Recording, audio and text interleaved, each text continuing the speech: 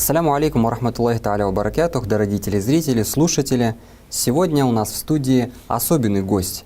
Это наш отечественный ученый, богослов, муфти Республики Татарстан Камиль Хазрат Самигуллин. Камиль Хазрат, ассаляму алейкум ва рахматуллахи ва баракатух. Ва алейкум ассалям ва рахматуллахи ва баракатух. Камиль Хазрат, какое, по вашему мнению, самое важное достижение ДУМ-РТ в этом году? Достижений на самом деле очень много. Каждый будет оценивать по-своему. Но мне кажется, то, что мы смогли все-таки создать шрифт Казан Басма, потому что к этому мы долго шли. Не каждый может оценить ценность этого результата, но то есть, ушло очень много времени, очень много лет ушло на осознание понятия этой мысли, как это нужно сделать, как это воспроизвести. Вот, наконец, уже шрифт готов. И в следующем году мы напечатаем Аллах Берсак Коран в соответствии со старым шрифтом в новом варианте. Камиль Хазрат, как вы оцениваете уровень современного мусульманского богословия в Татарстане? Обычно я говорю, что все относительно. На самом деле все относительно. Если мы будем сравнивать с 90-ми годами, то рост он заметен очень сильно.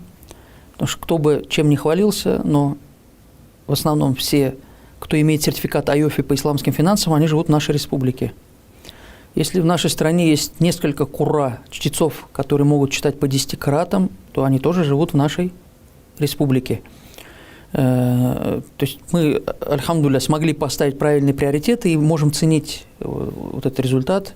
Сегодня во время Олимпиад мы можем проверить свои знания, и в основном наши конкуренты – это Кавказ. То есть это Кавказ, это Чеченская республика, это Республика Дагестан. И то есть по Волжье уже конкурентов как бы нет. Это не чтобы похвалиться, это как бы это данность, это результат работы. И, конечно, хотелось бы, чтобы было по-другому, чтобы то есть по Волжье было немножко посильнее. Но если сравнивать с международными центрами, то нам есть куда расти. И это нужно делать. Поэтому я вот вначале отметил, что все относительно. Муфти Хазрат, вот не могли бы вы подробнее рассказать о казанском шрифте, Казан Басма, над которым вы работаете? То есть это же тоже очень большой вклад в становление татарского богословия. Давно, уже много лет, мы знаем, что Казан Басма была напечатана 172 раза, она отдавалась в типографию, не было своего стандарта. Некоторые типографии печатали, скажем, 13 строчек, меньше строчек, Хафтияк Шариф и так далее. Были издания, где 700 страниц, были издания, где 575 страниц. То есть не было соблюдения одного стандарта. И Шахбудин Марджани, когда он был в комиссии по проверке Коранов, он описывал этот вопрос, и в частности он написал книгу «Фаваидуль Мухимма», и в ней он описывает, как нужно писать Коран, как нужно его печатать. Он придумал некоторые выходы для чтения не арабов, например, дамму, айндалишба, он говорит, тебе нужно тянуть, дамму сделать большой, фатху и касру сделать вертикально. Например, 3 вида точек они внедрили. В старых изданиях мы можем увидеть, когда сурат аль-ладина намта алейхим, мы видим такой 0, что аят у других, аят у куфийцев, то есть у басрийцев. То есть это целая наука, которая, в принципе, была забыта, и вот наши ученые это все отметили. И вот в книге «Фаваиду Мухимма» они это обозначили, то есть где можно ставить остановки, например, мудаф, мудафун илейх должны быть вместе, их нельзя разделять и так далее. То есть он написал все правила, относительно которых мы можем уже с вами что-то делать. Затем в 1909 году была большая шура, 300 ученых, 300 человек собрались в центре Казани после ночного намаза, только для того, чтобы решить вопрос, как мы будем печатать Коран, как мы будем писать некоторые слова. Например, суратуль Анбия «Ва кадалика нунджиль му'минин». То есть Муса Бегиев выступал и говорит, что есть же карат, когда читается нуджи с одним нуном, и в старых мусхафах пишется с одним нуном, но в нашем карате читается с 2 нунами, то есть нунджи. Как мы будем писать? То есть некоторые арабы сделали выход, написали маленький нун сверху, потому что его нет в расме. А в наших изданиях просто поставили банально 2 нуна. Также надо читать, но это не соответствует расму, и поэтому они спорили по каждому слову и нашли 57 несоответствий, которые нужно было исправить. И вот, альхамдулилля, это, к сожалению, была революция, которая нам помешала это все сделать. Пропали знания, пропали ученые. Но вот сегодня, альхамдулилля, у нас есть эти книги, как написаны источники, мы можем уже этот мусхаф подготовить. А для чего нужен шрифт? Шрифт – это немножко, то есть это некий бренд, это узнаваемость. Ну, например, марокканский шрифт мне не очень вот, визуально нравится, я смотрю. Но они любят, они фанатеют по нему, потому что это их национальный вот, марокканский шрифт. Другой пример возьмите. Таалик, который используют иранцы. Они везде используют один шрифт таалик. То есть не всем он может нравиться, не все его понимают, но они используют только свой шрифт. И сейчас любую книгу, если я вижу с тааликом, то есть понимаешь, где-то в Тегеране напечатано или что-то, это мы сразу же узнаем. И вот у нас есть свой шрифт, который прославился на весь мир. Он аутентичный, он татарский, им писали наши ученые. И вот, альхамдулилля, то есть не только Коран, мы сможем печатать в последующем и книги, религиозные книги с этим шрифтом. И они будут узнаваемые. Каусари, шейх Каусари писал «Хусну Такады» про имама Абу Юсуфа, и на 94-й странице он пишет про Матбуат Казан, что касается казанских изданий. И он говорит «Аазу мин махтутати алим ислам», что они намного реже, ценнее. И вот ученые описывали, что в этих книгах, в принципе, не было ошибок.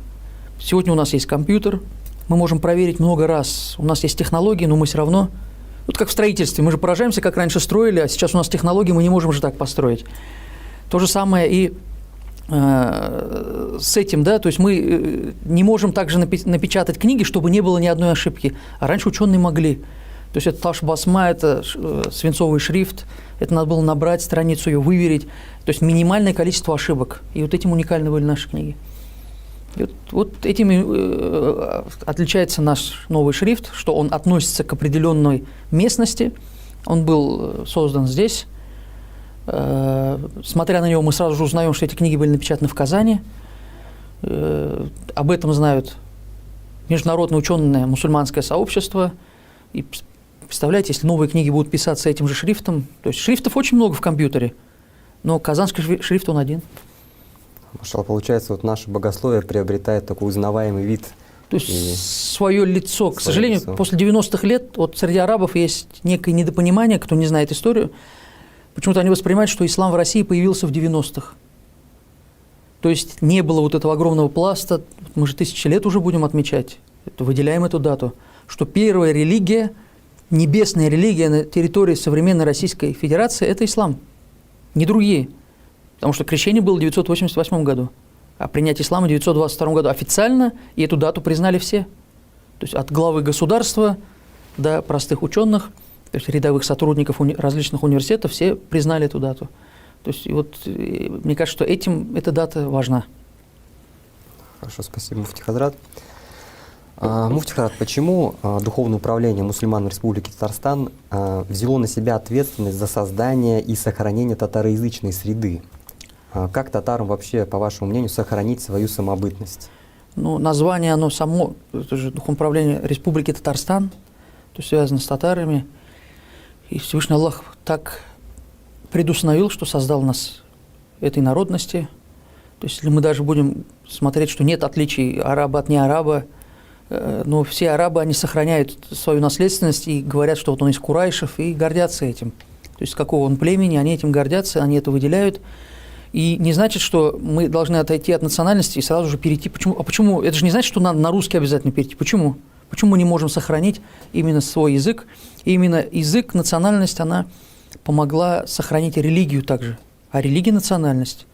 Вот 100 лет назад не было татарской эстрады, не было татарского театра, не было отдельных татарских школ. Ну, более 100 лет назад, вот в то время, если вернемся. То есть ничего этого не было, о чем говорят светские люди, что вот это все есть как некий культурный код. И весь наш народ, он опирался на ислам. Это фундамент. Ислам – это фундамент нашего народа. Возьмите первые книги Кыса Юсуф, это же коранический образ. Возьмите первые песни, это мунаджаты, они на религиозную тему. Возьмите даже наши слова, любое слово, то есть маданият, культура, от слова Медина, первый город, то есть Мадани, первый город, который настоящий культурный город, как пример для подражания, это Медина. И если копать любое наше слово, наши имена, они все же имеют мусульманские корни, это или персидское, тюркское, или арабское слово, то есть имеют какой-то прекрасный смысл. Поэтому наш народ, его нельзя отрывать от ислама. То есть раньше не было этих институтов, которые сохраняли бы нашу религию, нашу национальность, религия сохранила. Тукай, где он учился? В каком университете закончил Тукай? Он учился в медресе. стал известным поэтом.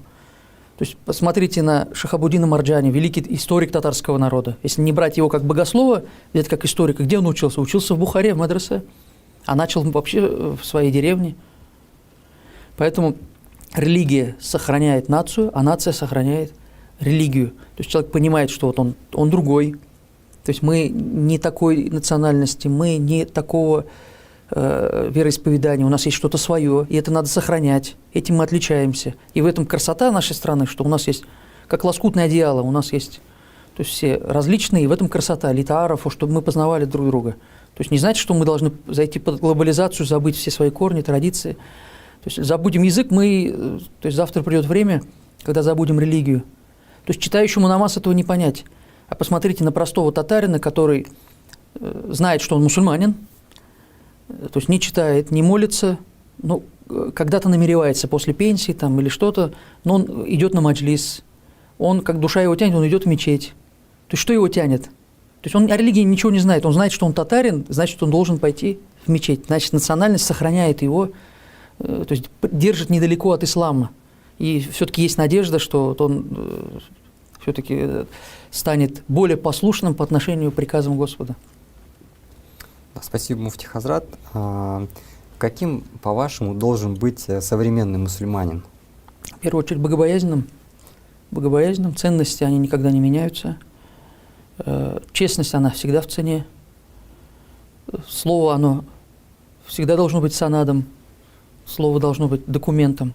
Когда мы читаем про старых торговцев татарских, когда они ездили в Среднюю Азию, давали слово, люди им верили. Если он дал слово, если даже умрет, его сын все равно приедет, кто-нибудь приедет, все равно вернут. То есть давали товар, то есть такой-то бай, такой-то известный человек дал слово. То есть оно стоило очень много, то есть это слово. Сегодня всего лишь слово.